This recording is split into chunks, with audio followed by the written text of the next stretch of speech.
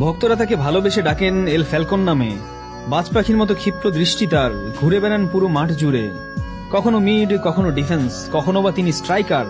Bullet গতির শটে কখনো ছিন্ন ভিন্ন করে দেন গোলপোস্ট। মাদ্রিদের প্রতি তার ডেডিকেশন যেন অন্য লেভেলের।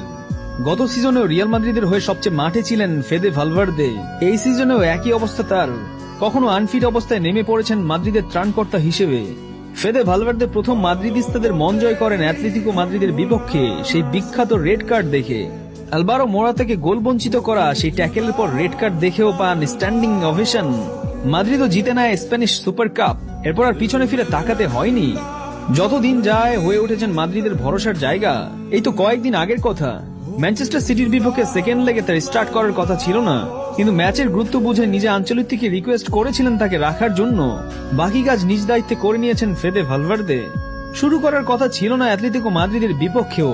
সাধারণত 100% ফিট না হয়ে কোচরা কাউকে স্টার্ট করান না, কিন্তু ওই ম্যাচে আঞ্চেলত্তি নিজেই বাধ্য হলেন তাকে শুরুর একাদশে রাখতে, কারণ লুকাস ভাস্কেস রাইট ব্যাকে এতটা কার্যকর না।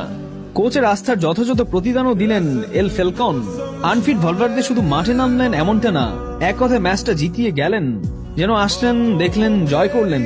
এই সিজনে মাদ্রিদ যখন রাইট ব্যাক শূন্য হয়ে গেল, তখনই আঞ্চলিক সিদ্ধান্ত নিলেন বিগ ম্যাচে রাইট সাইডের গুরু দায়িত্বটা তার উপর দেয়ার। ভালভার্দে যেটা যথাযথভাবে পালন করলেন।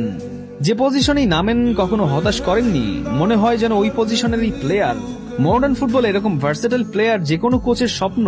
সাথে তার খেলার প্রতি প্যাশন, পরিশ্রম, একাগ্রতা কিংবা লিডারশিপ অ্যাবিলিটি সবকিছু মিলিয়ে যেন